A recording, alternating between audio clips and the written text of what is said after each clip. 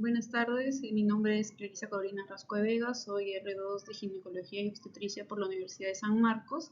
El día de hoy voy a exponer TOLAC, el cual significa Trial of Labor After Cesarean Delivery, siendo en español el intento de trabajo de parto después de una cesárea.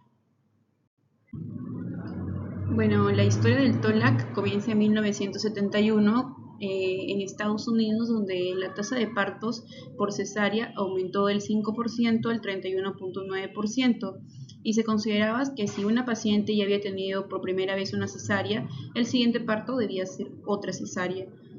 Sin embargo, desde 1985 hasta 1996, todo esto se invierte y la tasa de parto vaginal después de una cesárea aumenta desde un 5% hasta un 28.3%. Sin embargo, conforme pasaron esos años, incrementó el número de roturas uterinas y también de otras complicaciones, por lo cual en el 2006 se ve que la tasa de partos vaginales después de una cesárea versus la cesárea se había vuelto a invertir, y el parto por cesárea había aumentado hasta un 31.1%. Algunos hospitales incluso dejaron de ofrecer TOLAC por completo. En el año 2010, diferentes institutos nacionales de salud convocaron una conferencia donde se habló acerca del TOLAC y de algunos criterios para que sea una opción razonable para muchas mujeres que habían tenido un parto por cesárea previa. En general, si comparamos tanto el parto vaginal como el parto por cesárea, tanto en beneficios como en riesgos, vemos que los beneficios del parto vaginal, pues tenemos menos morbimortalidad materna, menor tasa de hemorragia, menor tasa de infección, menor periodo de recuperación, menor riesgo de lesiones de otros órganos y menos riesgo de generar placenta acreta, placenta previa en el siguiente embarazo. Además, en lo que es el nivel neonatal, hay menos mortalidad neonatal y complicaciones respiratorias. En cuanto a los riesgos del parto vaginal, puede haber un riesgo de rotura uterina si es que tienes una cesárea previa, mayor riesgo de parto instrumentado y mayor riesgo de lesiones perineales. Esto en cuanto a parto vaginal, y en cuanto a parto por cesárea tenemos algunos beneficios si es que hay una cesárea electiva en una paciente con cesárea anterior una vez o más de una vez, en el cual puedes elegir bloqueo tubárico, también puedes planificar esta cesárea y la cesárea puede realizarse de manera electiva, y menor mortalidad perinatal. Y los riesgos de la cesárea electiva, pues tenemos riesgo para futuras gestaciones, como por ejemplo que haya placenta acreta, placenta previa, o que haya una cesárea iterativa, porque igual puede fracasar este intento y puede terminar en cesárea. Y algunas lesiones intraoperatorias, como por ejemplo lesiones a nivel de vejiga, lesiones a nivel intestinal, o que haya un síndrome adherencial severo, por ejemplo. Y a nivel neonatal, que haya una morbimortalidad respiratoria neonatal mayor en una cesárea que en un parto vaginal. ¿Cuáles son los beneficios y riesgos asociados con un ensayo de trabajo de parto después de una cesárea anterior? El Colegio Americano de Ginecobstetricia menciona que los beneficios de TOLAC es evitar las complicaciones de una cirugía mayor, en general menor riesgo de traumaembolismo, menos riesgo de infecciones, de hemorragias, el tiempo de recuperación es más corto y también reduce las complicaciones maternas.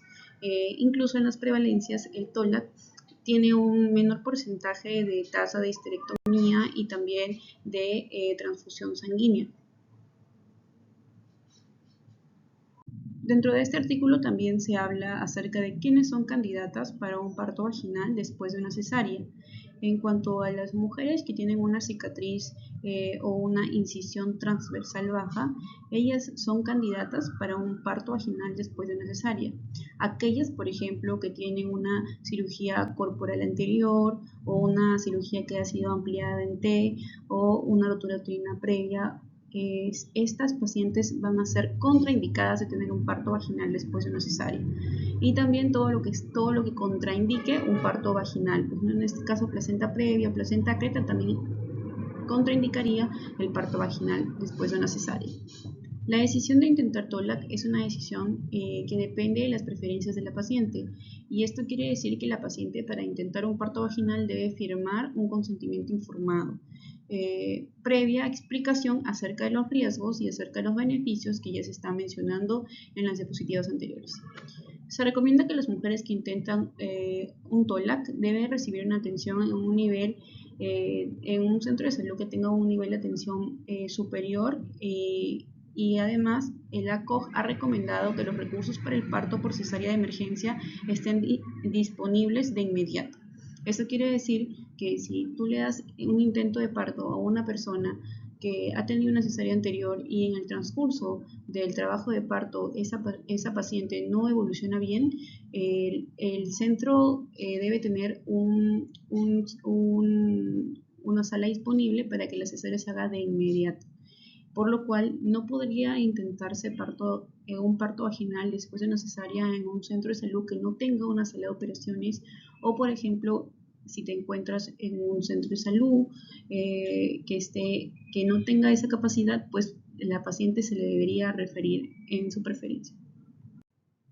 Dentro de los puntos que hablan del estudio de la COG publicado en el 2019, hay algunos puntos que habla para poder intentar TOLAC. Dentro de ellos, más de un parto por cesárea anterior, los datos de cortes retrospectivos han sugerido que la probabilidad de tener un parto vaginal después de una cesárea son similares los resultados si es que se ha tenido una cesárea anterior versus más de una cesárea anterior. Ahora, desde el punto de una incisión desconocida, las mujeres que tienen un parto que ha sido cesárea anterior y tienen una cicatriz uterina desconocida también pueden ser candidatas para el TOLAC, a menos de que exista una alta sospecha clínica de una incisión clásica previa, como un parto que, por ejemplo, se desarrolló durante una edad gestacional extremadamente prematura. Y para eso es importante tener una historia clínica adecuada de la paciente con sus antecedentes ginecobstétricos bien datados, y eso se obtiene mediante una buena historia clínica y una buena anamnesis. La inducción del trabajo de parto sigue siendo una opción para las pacientes que intentan TOLAC, pero hay que tener mucho cuidado con qué tipo de fármaco se va a hacer la inducción del trabajo de parto. Por ejemplo, los análogos de prostaglandinas están contraindicados en pacientes con una cesárea anterior que intentan TOLAC. Por ejemplo, si se puede utilizar la oxitocina u otros tipos de métodos de inducción. Se tiene también la método sonda balón, que también se puede aplicar y se aplica actualmente.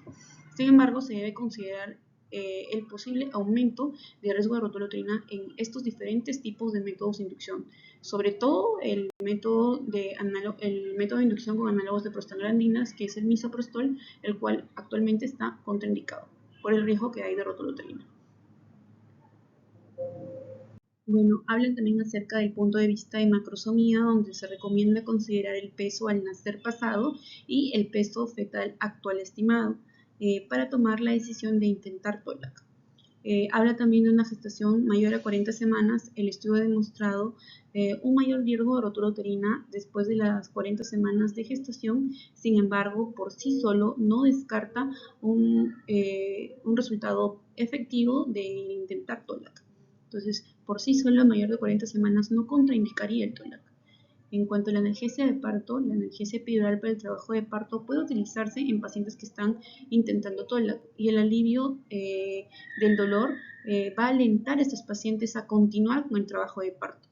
La versión cefálica externa, los datos limitados sugieren que la versión cefálica externa para la presentación, por ejemplo, en podálicos, no está contraindicado en mujeres que puedan o que quieran intentar TOLAC. Se puede realizar la versión cefálica externa a la adecuada edad gestacional y se puede luego intentar TOLAC. No habría ninguna contraindicación contra esto.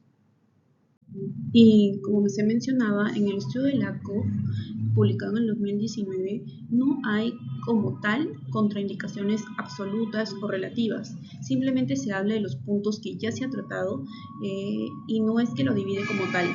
Ahora, diferentes bibliografías mencionan sí como tal contraindicaciones absolutas y relativas que actualmente se tienen en cuenta. Por ejemplo, el libro de medicina materno-fetal de Gratacos menciona que las contraindicaciones absolutas tenemos al antecedente de rotura uterina previa, el antecedente de cesárea no segmentaria, como por ejemplo la ampliación en T o una incisión corporal o clásica, la cirugía uterina previa o entrada a la cavidad miometrial o endometrial, por ejemplo, en este caso una miomectomía anterior, que ha invadido o donde se ha tocado endometrio, no se podría intentar tampoco una cesárea. 3 o más cesáreas previas tampoco se podría intentar, y otras contraindicaciones que tienen en sí, que podría tener en sí la paciente, por ejemplo, placenta ácreta, placenta previa, presentación no cefálica, como por ejemplo una presentación transversa. Y las contraindicaciones relativas, que tenga 2 cesáreas previas y un periodo entre cesárea y parto inferior a 18 meses. Ese también podría ser una contraindicación relativa. Sin embargo, estas son las contraindicaciones que mencionan en el libro de Medicina Materno-Fetal, a diferencia del artículo de la ACO, que solo menciona punto por punto y en sí en general verifica o ve a la madre como de una manera integral, y analiza punto por punto para después de analizar todos los puntos poder de manera integral ofrecer si es que se le va a poder dar un intento de trabajo de parto, o si es que en todo caso se contraindicaría por diferentes razones, ¿no? Bueno, esperemos que este contenido haya sido de su agrado. Muchas gracias.